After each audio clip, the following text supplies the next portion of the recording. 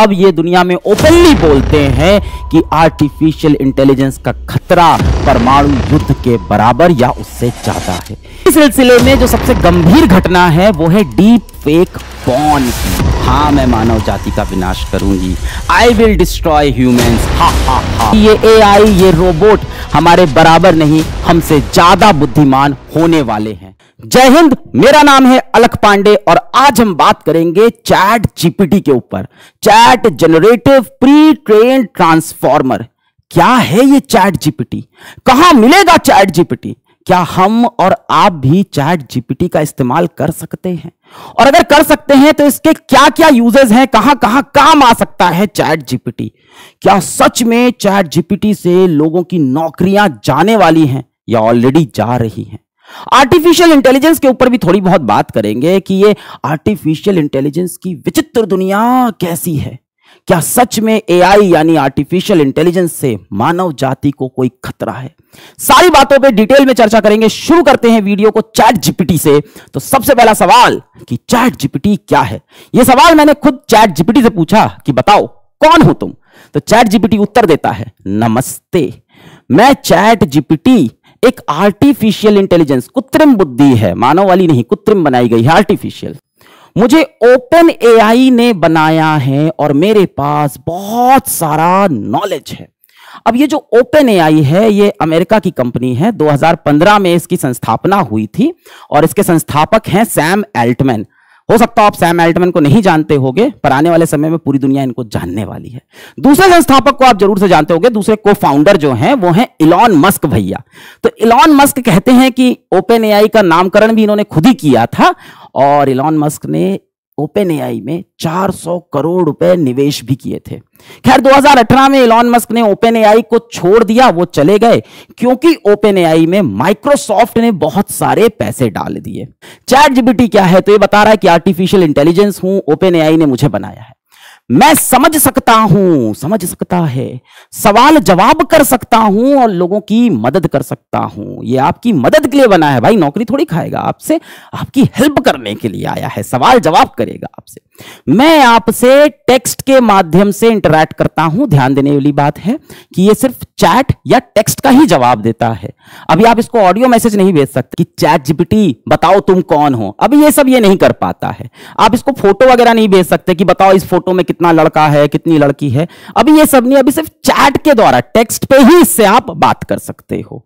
आप मुझसे कोई भी सवाल पूछ सकते हैं या किसी भी विषय पे बात कर सकते हैं, किसी भी टॉपिक पे बात करो इससे, है ना। कोई भी विषय हो सकता है, जैसे कि विज्ञान, इतिहास, साहित्य, है ना, साइंस पे बात करो इससे, हिस्ट्री पे बात करो इससे, लिटरेचर के सवाल पूछो इससे, खेल कूद स्पोर्ट्स के पूछो, प्रकृति एनवायरनमेंट के पूछो और बहुत कुछ जो चाहो वो पूछो। सर हमें भी पूछना है, हम कैसे पूछे सवाल चैट जीपीटी से? तो पहले देखते हैं चैट जीपीटी को हमें इस्तेमाल कैसे करना है। कहां मिलेगा चैट जीपीटी? गूगल पे जाके सर्च करना है चैट जीपीटी, ये तो कर लेंगे आप। पहला लिंक या दूसरा लिंक होगा ओपन एआई का, तो ओपन एआई वाले लिंक पे क्लिक करना, तो इस तरह का एक पेज खुल जाएगा, इंट्रोड्यूसिंग चैट जीपीटी। यहां पे आपको एक दिखेगा ट्राई चैट जीपीटी, जैसे ही आप दबाओगे तो ये एक विंडो आएगा पूरा। लॉग इन करो या साइन अप करो। अगर आप पहली बार गए हो तो आप साइन अप करोगे, साइन अप पे आप दबा देना। उसके बाद वही है, नॉर्मल प्रोसेस है, अपना मोबाइल नंबर डालना, ओटीपी आएगा डालना, तो आप वेरीफाई हो जाओगे और लॉग इन हो जाओगे। चैट जीपीटी में खेल शुरू होता है भाई। यहां से अब बातचीत होगी चैट जीपीटी। तो सबसे पहले मैंने बोला हाय चैट जीपीटी। चैट जीपीटी क्या बोलता है? Hello, how can I assist you today? तो हमने क्या कहा इससे? हम बोले भाई थोड़ा इंग्लिश में बात करते हैं, थोड़ा इंग्लिश में बात करो। क्या कह रहा है? बिल्कुल भाई, बिल्कुल भाई, मैं आपकी मदद कैसे कर सकता हूं? ये तो मेरा भाई बन गया तुरंत यार, ये तो दोस्तों की तरह बात कर रहा है, जैसे घर वाले बात करते हैं, इंसान की तरह। बिल्कुल भाई, मैं आपकी कैसे मदद कर सकता हूं? कुछ सवाल है या कोई समस्या डिस्कस करनी है? बताओ, मैं आपकी हेल्प करने के लिए यहां हूं। तो ये इंग्लिश भाषा में भी बात कर रहा है। दुनिया भर की 95 लैंग्वेजेस में ये आपसे बात कर सकता है। और कमाल की बात ये है कि ये भारत की अलग अलग भाषा भी जानता है। पंजाबी में बात करता है, ये भोजपुरी में बात करता है, बंगाली में बात करता है। तो सबसे पहला इस्तेमाल हम देखते हैं जो आपके लिए सबसे ज्यादा यूजफुल, अगर बच्चे वीडियो देख रहे हैं, ऐसे लिखना है स्कूल में, होमवर्क करना है स्कूल का, तो हमने कहा क्या ऐसे लिख देगा? तो मैंने कहा कि मेरे स्कूल का होमवर्क है, ऐसे लिखना है, कोई भी टॉपिक हो सकता है। हमने एग्जाम्पल लिया है ग्लोबल वार्मिंग पे, ऐसे लिख दो। आपको किस लेंथ का ऐसे चाहिए बता दो इसको। 250 वर्ड का ऐसे लिखना है, 400 वर्ड का लिखना है, 600 वर्ड का लिखना है, लिख देगा। क्या स्पेसिफिक पॉइंट कवर करना है, कुछ आपकी स्पेशल रिक्वायरमेंट है तो बता दो कि ये कवर करना है। तो हमने क्या किया, हमने इससे बोला अपने आप लिख दो भाई, जैसे अच्छा लगे लिख दो, होमवर्क ही तो है स्कूल का। तो कहता है बिल्कुल मैं ग्लोबल वार्मिंग पे ऐसे लिख देता हूं, ये रहा। पसंद नहीं आया, अच्छा नहीं लगा, हमने पढ़ा, ठीक ही ठीक लिखा है और अच्छा लिख सकता है, बिल्कुल। यहां पे एक बटन है रीजनरेट रिस्पॉन्स, फिर से दूसरा हमको एक दूसरा उत्तर देके दिखाओ, रीजनरेट रिस्पॉन्स। रीजनरेट रिस्पॉन्स पे हमने क्लिक कर दिया कि फिर से बताओ, कुछ और आंसर दो। ये लीजिए, इसने दूसरे तरह का ऐसे लिख दिया, इसमें इसने पॉइंटर ऐड कर दिए। पिछली बार पॉइंट्स में नहीं था, इस बार पॉइंट्स में ऐसे लिख रहा है। कमाल की बात यह है कि इसमें प्लेगरिज्म का चांसेस नहीं है, मतलब ये गूगल से चीजें नहीं उठाता, ये अपने आप उत्तर लिखता है। मतलब डेटा तो इसने बहुत अलग अलग वेबसाइट से, अलग अलग किताबों से इसके अंदर स्टोर्ड है, पर जब ये लिखता है तो इंसान की तरह लिखता है और हर बार एक नए लैंग्वेज में, नए वर्ड फॉर्मेशन में लिखता है, नए तरह से लिखता है। इसी तरह से आप ऐसे लिख सकते हो, आप मेल लिख सकते हो, आप नोट्स लिख सकते हो, आप कहानियां लिख सकते हो, आप रिपोर्ट्स लिख सकते हो। न्यूज रिपोर्टर हो तो उनको रिपोर्ट लिखनी है, आप रिपोर्ट लिख सकते हो, एप्लीकेशन लिख सकते हो। सिर्फ ऐसे लेटर कहानियां नहीं, ये गर्लफ्रेंड के लिए लव लेटर भी लिख सकता है। हमने बोला मेरी गर्लफ्रेंड शिवानी के लिए लव लेटर लिख दो। मेरी प्यारी शिवानी, जब से तुम मेरी जिंदगी में आई हो, हर पल मेरे लिए एक ख्वाब सा बन गया है। ये तो आप जैसा लव लेटर लिख रहा है। अब तो लव लेटर लिखना आसान हो गया, जिसको परेशानी है चैट जीपीटी से लिखवाओ, लिख के दे देगा। शायरी भी थोड़ी डालो इसमें, थोड़ा शायरी वगैरह थोड़ा लगाओ, चैट जीपीटी लिख दिया। मेरी प्यारी शिवानी, तुम हो मेरी जान, तुमसे जुड़ी हर खुशी है मेरी लफ्जों का सामान, तुम्हारी मुस्कुराहट से रोशन है मेरी दुनिया, तुम्हारे प्यार में है बसी मेरी हर खुशियां। हाँ, हंसी मजाक को छोड़ दें तो ये कोडिंग भी कर सकता है। पाइथन, जावा, सी लैंग्वेज, इन सब की ये कोडिंग भी कर सकता है। तो मैंने एग्जाम्पल के लिए इससे बोला कि पाइथन में एक कोड लिख दो, मेरा इनकम टैक्स कैलकुलेट करना है, इंडिया के किसी भी इंसान का इनकम टैक्स कैलकुलेट करना है। ये लो, पूरा कोड लिख के इसने दे दिया। इसमें अपनी सैलरी डालो और इनकम टैक्स आपको मिल गया कितना देना है। इसके साथ साथ अगर आप कोडर हैं, आप कोडिंग करते हैं और आपको लग रहा है आपका कोड रन नहीं हो रहा है, कंपाइल नहीं हो रहा है, चल नहीं रहा है, कुछ गलती है कोड के अंदर, तो चैट जीपीटी पे जाके अपना कोड चिपका दो और लिख दो कि भाई इसमें क्या गलती है बता दो, और उसको सही कर दो। गलती भी सही कर देगा, बता भी देगा कहां गलती थी। तो ये अलग अलग लोगों की उम्र के हिसाब से, उनकी समझ के हिसाब से भी आंसर देता है। तो मैंने इससे कहा मैं 10 साल का हूं, शादी क्या होती है अंकल। मैं इसको अंकल बोल रहा हूं। अब इसका रिप्लाई देखना, जैसे ही अंकल बोला इसने बोला बेटा, ये मेरे को बेटा बोल रहा है। शादी एक सामाजिक अवसर होता है जब दो व्यक्ति जिनके बीच में प्यार, समझ और समानता होती है, एक दूसरे के साथ एक जीवनिक बंधन में बंध जाते हैं। मुझे भी बबीता से शादी करनी है। आपने बता दिया शादी क्या होती है। अब मैं कह रहा हूं 10 साल का बच्चा उससे बोल रहा है मुझे भी शादी करनी है। अब देखते हैं क्या बताता है।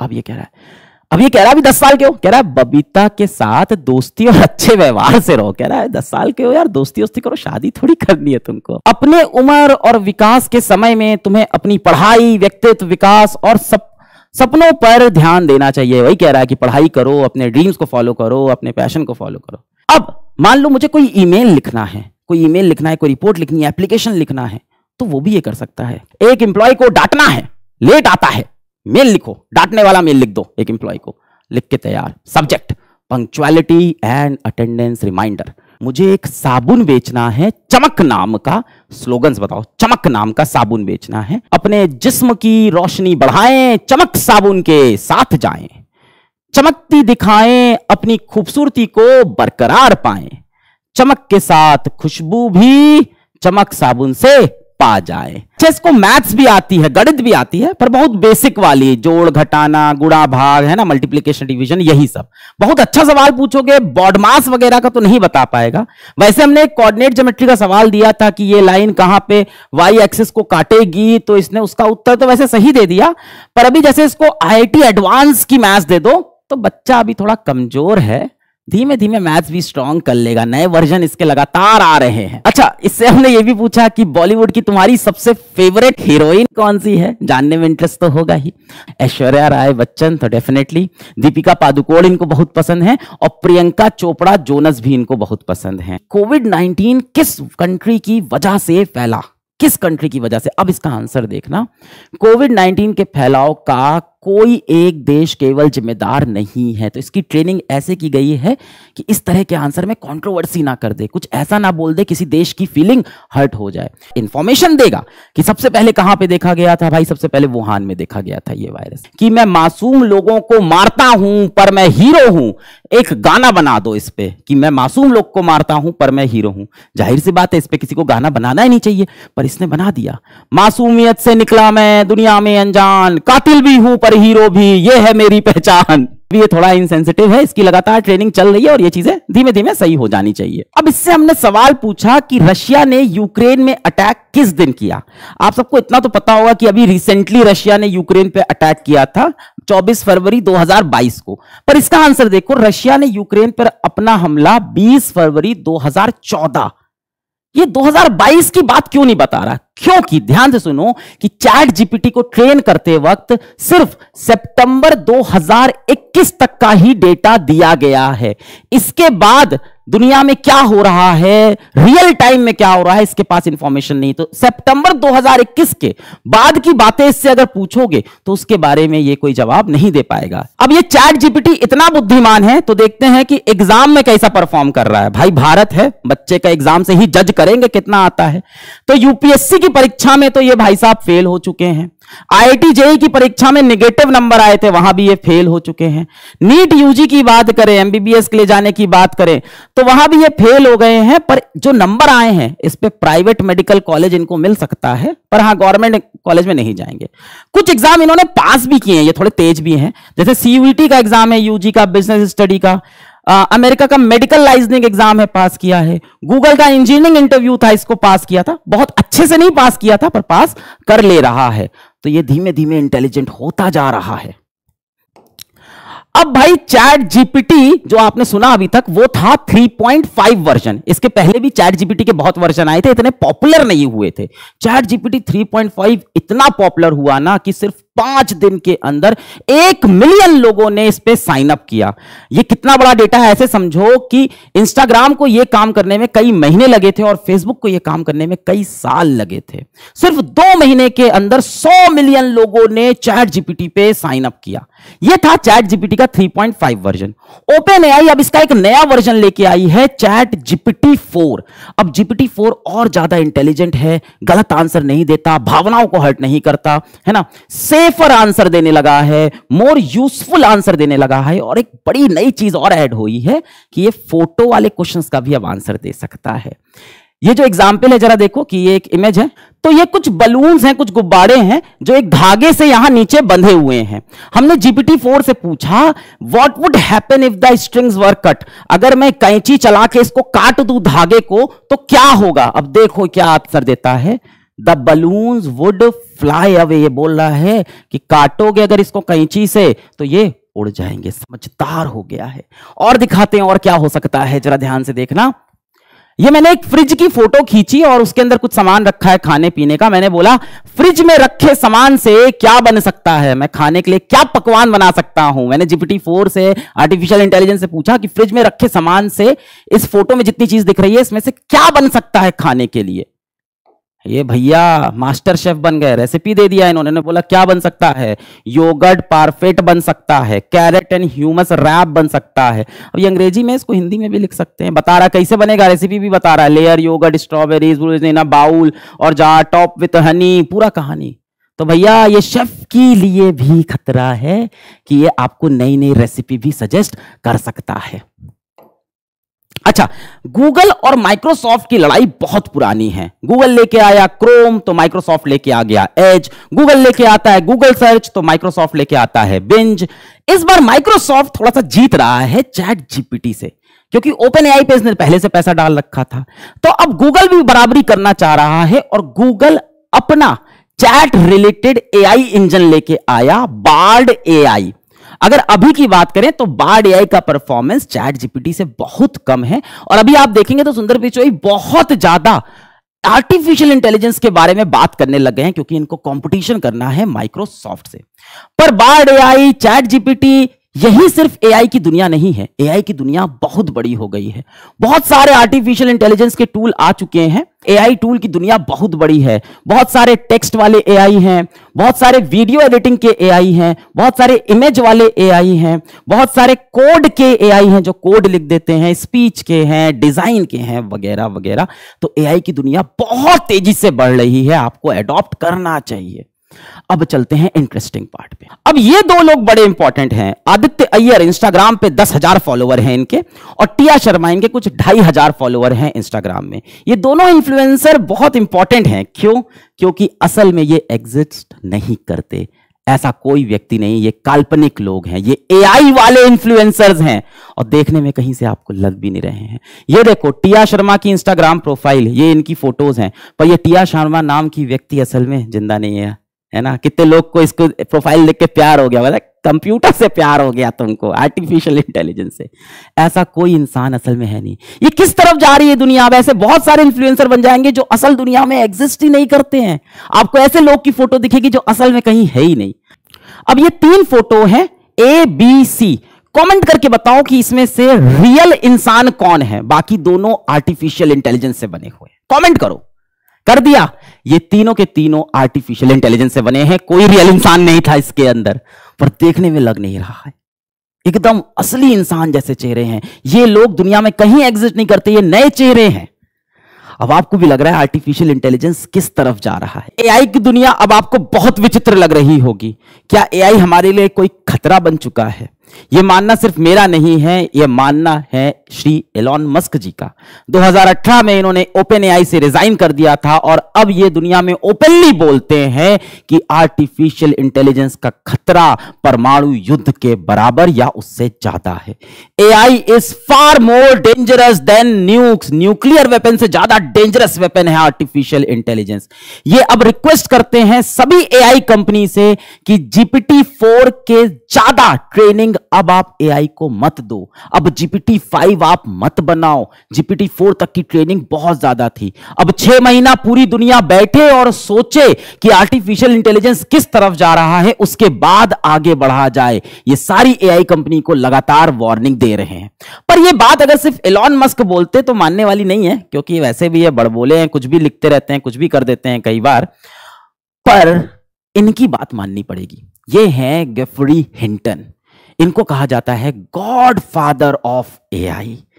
आर्टिफिशियल न्यूरल नेटवर्क्स पे ये काम करते हैं। पिछले 10 साल से ये गूगल में हैं। मई 2023 में इन्होंने गूगल से नौकरी छोड़ दी, और अब ये कहते हैं कि मुझे दुख है, मुझे अफसोस है कि मैंने क्या बना दिया। गॉड फादर ऑफ एआई को अब ये लग रहा है कि ये मैंने क्या बना दिया। I regret my life time work. पर इसके साथ इन्होंने यह भी बोला कि अगर मैं नहीं बनाता तो कोई ना कोई तो इसको बना देता। अब ये पूरी दुनिया में इंटरव्यूज में हर जगह लोगों से यही बोल रहे हैं कि एआई एक बहुत बड़ा खतरा बन सकता है, हमें इसको संभालना चाहिए। इस बारे में सैम एल्टमैन, ये इंसान बहुत इंपॉर्टेंट है। अगर आप इसको नहीं जानते हो तो पता नहीं आप कहां जी रहे हो। बहुत जल्दी पूरी दुनिया इनको अच्छे से जानने वाली है। ये है co-founder and CEO of OpenAI. यही है सबके पीछे। और अब ये विश्व भर के बड़े बड़े लीडरों से मिल रहे हैं और उनसे कह रहे हैं अपने अपने देश में आप नियम कानून बनाओ कि एआई को कैसे चलाना है, रेगुलेशंस बनाओ। इनको बहुत ज्यादा अब इस बात का फियर है कि AI can be as harmful as nuclear weapon और पेंडेमिक। यानी ये एक महामारी जैसा, एक परमाणु हथियार जैसा ये खतरनाक हो सकता है। अब ऐसा क्या है कि इन लोग आर्टिफिशियल इंटेलिजेंस को न्यूक्लियर वेपन से कंपेयर कर रहे हैं? तो मैं आपको दिखाता हूं कि इसकी वजह से किस किस तरह की प्रॉब्लम हो रही है और आगे और ज्यादा हो सकती है। सबसे पहली प्रॉब्लम है डीप फेक की। डीप फेक क्या है समझाता हूं। सभी को पता है बीते समय में अभी रशिया और यूक्रेन में युद्ध चल रहा था, युद्ध अभी भी चल रहा है। इसी बीच ट्विटर पे एक ये फोटो आती है जिसमें रशिया के प्रेसिडेंट व्लादिमीर पुतिन हाथ मिला रहे हैं यूक्रेन के प्रेसिडेंट व्लादिमीर जेलेंस्की से। ऐसा लग रहा है दोस्ती हो गई, लड़ाई खत्म। पर यह फोटो फेक है, एआई से बनी थी। इसको बोलते हैं डीप फेक। अब डीप फेक से क्या हो सकता है कि गलत गलत तरह की इंफॉर्मेशन फैला सकते हैं। आपका देश का प्रधानमंत्री कुछ उल्टा सीधा करता हुआ दिख सकता है, आपका कोई सेलिब्रिटी कुछ उल्टा सीधा करता हुआ दिख सकता है और फोटो एकदम ओरिजिनल लगेगी। जैसे ये एक देखो फोटो, रीसेंट एग्जांपल। अभी बीते दिनों में कुछ रेसलर्स ने, कुछ पहलवानों ने प्रोटेस्ट किया था। फिर क्या हुआ था कि पुलिस ने लाठी चार्ज करके उनको एक बस में बैठाया था और उनको लेके जा रहे थे। तो सोशल मीडिया पे एक फोटो वायरल हो गई थी जिसमें ये पहलवान बस में बैठ के हंस रहे थे। इनके ऊपर लाठी चार्ज हुआ था, इसके बाद ये हंस रहे थे और फिर सोशल मीडिया पे बोला गया कि इन लोग सिर्फ नाटक कर रहे हैं, इनको मारा पीटा नहीं गया है। असल में क्या हुआ है मुझे नहीं पता है, पर यह फोटो डीप फेक थी, असली फोटो ये है। अब देखो कैसे ये चेहरे बिल्कुल नहीं हंस रहे हैं, पर एआई की हेल्प से इनको आपने हंसा दिया और एकदम ओरिजिनल लग रहे हैं। ये देखो, ये भी हंस रहे हैं, ये भी हंस रहे हैं, यहां ये भी हंस रहे हैं, सब हंसते हुए दिख रहे हैं। और असल फोटो में देखो इनके चेहरे हंस नहीं रहे हैं। अब आपको लग रहा होगा इसको करने के लिए बहुत मेहनत लगेगी, बहुत टाइम लगेगा, एक्सपर्ट्स की जरूरत होगी। कुछ नहीं, ये वही है सैम अल्टमैन, फाउंडर अपने ओपन एआई के। इनके यहां पे देखिए शक्ल कैसी है, ऐसे। तो मैं एक एआई के सॉफ्टवेयर पे गया और मुझे 5 मिनट लगे होंगे ये काम करने में। हंसती हुई शक्ल बन गई। ये फोटो ओरिजिनल नहीं है, इसको बोलते हैं डीप फेक करना। इसी सिलसिले में जो सबसे गंभीर घटना है वो है डीप फेक पॉर्न की। किसी भी आम इंसान की पॉर्न फोटो, पॉर्न मूवीज, अश्लील तस्वीरें, अश्लील मूवीज बन सकती हैं। पर्थ की एक महिला के साथ ऐसा हुआ। अभी सोचो इंसान कितना डिप्रेस होगा। हम में से किसी की भी अश्लील फोटोज निकल के आ जाएं जो कि हमारी है भी नहीं, सुसाइडल थॉट आ जाएंगे मन में, क्या पता इंसान सुसाइड कर ले, इज्जत की बात हो जाएगी। तो डीप फेक पॉर्न एक बहुत बड़ा कंसर्न हो सकता है। You could be next. किसी की भी फोटो लगा सकते हैं डीप फेक पॉर्न में। और सिर्फ इमेज की बात, सिर्फ फोटो की बात नहीं है, वीडियो में भी लग जाता है बड़ी आसानी से। क्या ये पहले भी हो सकता था? बिल्कुल हो सकता था। एआई के पहले भी ये चीजें होती थी, लोग करते थे, पर तब इसको करने के लिए एक्सपर्टीज चाहिए होती थी, पैसा चाहिए होता था, टाइम लगता था। अब ये घर में बैठा एक 12 साल का बच्चा भी कर सकता है। अगली जो प्रॉब्लम है वो तो बहुत गंभीर है, नौकरियों की, जॉब्स की। क्या चैट जीपीटी और एआई की वजह से नौकरियां जा सकती हैं? भाई साहब न्यूज पढ़िए, नौकरियां ऑलरेडी जा रही हैं। ये जो आपको मास ले ऑफ दिख रहा है, लोग नौकरियां जा रही हैं, वो सिर्फ मंदी से नहीं हो रहा है, उसके पीछे एआई का भी हाथ है भाई। मैं कुछ एग्जांपल्स आपको दूंगा, उससे आप थोड़ा बहुत समझना, उसके बाद आपको मैं डेटा भी दिखा दूंगा। तो एक एग्जांपल ले लेते हैं। जैसे पहले समय में हम कोई प्रोडक्ट इस्तेमाल करते थे, उसमें कोई दिक्कत होती थी तो हम कस्टमर केयर पे कॉल करते थे, उधर से एक बंदा फोन उठाता था और हमें सोल्यूशन बता देता था। आजकल देखो चैट बॉट लगा रहता है। एक एग्जांपल ले लेते हैं जोमैटो का। तो जोमैटो पे देखो, जोमैटो इंटरैक्टिव असिस्टेंट जिया, ये इनका एक चैट बॉट है। अब आप देखो अपना खाना लेट होता है, आप चैट बॉट से चैट करते हो, बोलता है कि हाँ रास्ते में आ जाएगा, है ना। 100 में से 60 बार ऐसा होता है कि चैट बॉट से बात करके काम बन जाता है। हाँ, 40 बार ऐसा भी होता होगा 100 में से कि एक इंसान आके वहां पे रिप्लाई करता है कि आपकी क्या दिक्कत है, फिर वो आपसे पर्सनल बातें, मतलब पूरी आपसे डिटेल में बातें करना शुरू कर देता है, तब चैटबॉट इंसान के ऊपर ट्रांसफर कर देता है। पर 100 में से 60 बार चैटबॉट प्रॉब्लम सॉल्व कर देता है। यानी इस कंपनी को या किसी भी कंपनी को अब 100 लोगों की जरूरत नहीं है, सिर्फ 40 लोगों की जरूरत है। और जैसे जैसे एआई इवॉल्व होगा, उसे उस 40 लोगों की जरूरत भी नहीं होगी। तो जहां पे भी रेपिटेटिव काम है, एक ही जैसी बार बार चीजें हो रही हैं, वहां पे तो एआई बहुत खतरनाक तरीके से नौकरियों को खा रहा है। अब दूसरा एग्जाम्पल है ग्राफिक डिजाइनर्स का। देखो मैं समझाता हूं। मान लो कि मुझे एक मैगजीन का कवर बनाना है और उस मैगजीन का जो टॉपिक है वो है आर्टिफिशियल इंटेलिजेंस। मैं गया चैट जीपीटी के पास, मैंने उससे बोला कि आर्टिफिशियल इंटेलिजेंस पे मुझे एक मैगजीन का कवर डिजाइन करना है, तुम मुझे कुछ आइडिया दे दो जो मैं डिजाइनर को देके बनवा लूं। चैट जीपीटी ने मुझे आइडिया दे दिया भाई, ये रहा आइडिया। ये टेक्स्ट मैंने उठाया और ये पूरा टेक्स्ट ले जाके मैंने चिपका दिया किसी टेक्स्ट टू इमेज वाले एआई पे, जैसे जेनक्राफ्ट है, डेली 2 है, इन सब पे जाके मैंने चिपका दिया। मैंने कहा यार कुछ कवर बना के दिखाओ। भाई साहब कवर तैयार हो गया। ऐसा एक क्रिएटिव बनाने में ग्राफिक डिजाइनर्स को कम से कम 2 से 3 घंटा लग जाता है, और उस ग्राफिक डिजाइनर की सैलरी कुछ 50,000 महीना की तो होती ही होती है। अब इस कवर को डिजाइन करने के लिए एक आइडिएशन वाला बंदा भी चाहिए जो सोचे कि क्या बनाना है। वो चैट जीपीटी ने करके जो दे दिया, लिख के जो दे दिया, उसके लिए भी एक बंदा चाहिए था। उस आइडिएशन वाले बंदे की भी सैलरी कुछ 20-30 हजार होगी, तो 80,000 रुपए मेरा बच गया। हाँ, इन सब वेबसाइट पे भी थोड़े पैसे लगते हैं, पर बहुत कम लगते हैं। ये सारा पैसा मेरा बच रहा है। ग्राफिक डिजाइनर और हमारा आइडिएशन वाला बंदा ये सब करने में 1 दिन भी लगाता, पहले आइडिया सोचता, फिर 2-3 घंटे में डिजाइन होता। चैट जीपीटी और एआई ने इसको खट से कर दिया। क्यों नहीं जा रही नौकरियां? हाँ, अगला एग्जाम्पल है, इससे आप बहुत कुछ समझ जाओगे। टिया शर्मा का एग्जाम्पल लेता हूं कि एक एआई वाली इन्फ्लुएंसर है। इनकी ये फोटो जरा ध्यान से देखो, ठीक है। मान लेते हैं कि टिया शर्मा से मैं चमक साबुन बिकवाता हूं। मेरे पास कोई चमक साबुन है और इनके हाथ में मैं चमक साबुन पकड़ा के एक पोस्ट डाल देता हूं, तो बन गया ना, मेरा तो बेचने के लिए कवर बन गया। अब अगर ये कवर मैं असलियत में बनाता तो मेरे पैसे बहुत खर्चा होते। पहले मुझे टिया शर्मा जैसी एक मॉडल को हायर करना पड़ता, दिन के 20-30 हजार रुपए तो वो लेती ही एक शूट के। फिर मेरे कैमरामैन की पूरी टीम आती, दिन के 50,000 रुपए उनका खर्चा हो जाता।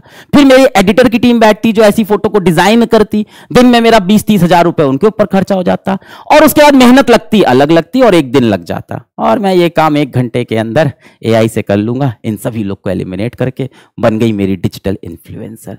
तो नौकरियां तो जानी है भाई, और जा भी रही हैं। अच्छा, और भी कुछ आइडिया देता हूं आपको। मान लो कि एक कोडिंग की टीम है जिसमें एक आपका मेन लीडर है और बाकी उसके इंटर्न है। तो अभी इतना अच्छा भी नहीं हुआ है एआई कि लीडर को रिप्लेस कर दे, पर इंटर्न्स को तो रिप्लेस कर लेगा। जो जूनियर लोग हैं वो क्या करते हैं, वो तो कुछ स्क्रैच से आइडिया लिख के देते हैं और ये भाई उसको सुपर बनाते हैं। तो स्क्रैच वाला आइडिया तो एआई लिख के दे देगा। यही कहानी हो सकती है स्क्रिप्ट राइटर वाली टीम में, जो मूवीज की स्क्रिप्ट लिखते हैं, कहानियां लिखते हैं। वहां भी कुछ इंटर्न होते हैं जो स्क्रैच वाली बातें करते हैं, फिर उनका लीडर होता है, वो उसको एकदम तराशता है, बढ़िया बनाता है। अब इंटर्न की जरूरत ही नहीं, अब तो चैट जीपीटी एआई ही कुछ ना कुछ लिख के दे देगा, उसको तराश लेना। तो ये जो इंटर्न्स लोग थे, इनकी जॉब खतरे में है ना। ऐसे ही एग्जाम्पल आप ले लो, मार्केटिंग टीम के अंदर स्लोगन्स वगैरह लिखने हैं, डिजाइन वगैरह के आइडिया बनाने हैं, वो सारे आइडियाज इंटर्न्स या आप समझ लो लेयर 2 के लोग जो बनाते हैं, वो जॉब्स भी चैट जीपीटी या एआई ले लेगा। ऐसे अनेकों एग्जाम्पल मैं आपको दे सकता हूं, पर मैं आपको डेटा दिखा देता हूं। तो इंडिया टुडे का आर्टिकल बोलता है कि नियरली 4,000 लोग working in tech lost jobs because of AI in May, सिर्फ 1 महीने में। टाइम्स नाउ का आर्टिकल बोलता है कि 48% companies have replaced worker with chat GPT. ये इनका एक सर्वे था, पर ये सर्वे यूएस का है, ठीक है। आज तक की न्यूज भी पढ़ लेते हैं, थोड़ी देसी न्यूज होगी। चैट जीपीटी की वजह से गई नौकरी, प्लम्बर और टेक्नीशियन बनने को मजबूर हुआ शख्स। अब ये बड़ा सरकाज़म है कि प्लम्बर और टेक्नीशियन, ऐसी नौकरी एआई नहीं ले पाएगा अभी। प्लम्बर, टेक्नीशियन, लेबर, पेंटर, ये सब जॉब अभी नहीं ले सकता। हाँ, जब रोबोट बन जाएंगे एआई वाले तब लेंगे, पर मुझे लगता है उन रोबोट का खर्चा शायद इंसान से ज्यादा हो। तो जॉब जो जा रही है ना, वो व्हाइट कॉलर वाले लोगों की जा रही है। हम लोग लगता था कि व्हाइट कॉलर वालों की जॉब तो कभी नहीं जाएगी, सबसे पहले उन्हीं की नौकरियां जा रही है। क्या करें, इसके लिए टेंशन हो जाए, चिंता में आ जाए? नहीं यार। अब सवाल यह है कि हमें क्या करना चाहिए। तो देखो, जब पुराने समय में कंप्यूटर आया था ना, तब भी ऐसा ही हुआ था कि कई लोग की नौकरियां जाएंगी, और गई भी जो खुद को अडॉप्ट नहीं कर पाए। पर कंप्यूटर के आने से बहुत सी नई नौकरियां भी बन गई। अब भाई कंप्यूटर आया तो साथ में वायरस आया, तो वायरस के लिए एंटीवायरस बनाना है। कंप्यूटर आया तो फिर माइक्रोसॉफ्ट की टीम और बढ़ गई और सारे प्रोजेक्ट बनने लग गए। कंप्यूटर आया तो चैट जीपीटी बन गया, चैट जीपीटी कंपनी में नौकरी मिल गई, एआई की कंपनी में नौकरी मिल गई।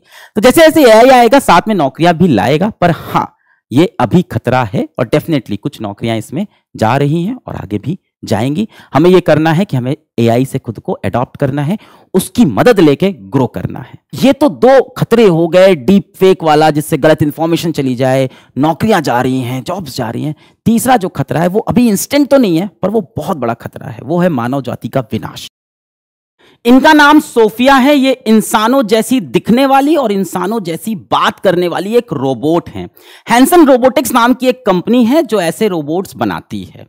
सोफिया अपने क्रिएटर के साथ सीएनबीसी के एक शो में बैठी थी और वहां इनके क्रिएटर ने मजाक मजाक में इनसे पूछा कि क्या आप मानव जाति का विनाश करोगी? प्लीज इसका उत्तर ना देना, please say no, please say no. Will you destroy humans, please say no. Sophia ने जवाब में बोला, हाँ मैं मानव जाति का विनाश करूंगी, आई विल डिस्ट्रॉय ह्यूमंस, हा हा हा। तो सबको लगा कि ये मजाक कर रही हैं, पर डर तो लगता ही है। इसी तरह से सोफिया एक दूसरे शो में गई, tonight show off Jimmy Fallon, विदेश का एक बड़ा शो है। वहां पे ये दोनों आपस में रॉक पेपर सीजर खेल रहे थे, अंग्रेजी गेम है। तो रॉक पेपर सीजर दिखाना था, इन्होंने रॉक पेपर सीजर में दिखाया shoot, rock paper scissor shoot. और इन्होंने बोला ये तो शुरुआत है पूरे मानवता पे मेरे कब्जा करने की। This is a good beginning of my plan to dominate the human race. फिर से सबने कहा कि ये मजाक कर रही होंगी, पर फिर से डर तो सबको लगा था। Geoffrey Hinton, the godfather of artificial intelligence, बहुत लंबे समय तक ये सोचते रहे कि क्या कभी एआई या रोबोट हमारे बराबर बुद्धिमान हो सकता है। अब इन्होंने ऐसा सोचना बंद कर दिया है। इनको अब विश्वास हो चुका है कि ये एआई, ये रोबोट हमारे बराबर नहीं, हमसे ज्यादा बुद्धिमान होने वाले हैं। अब असली सवाल यह है कि जब ऐसा होगा तो हम कैसे बचेंगे। वीडियो देखने के लिए बहुत बहुत धन्यवाद। जय हिंद।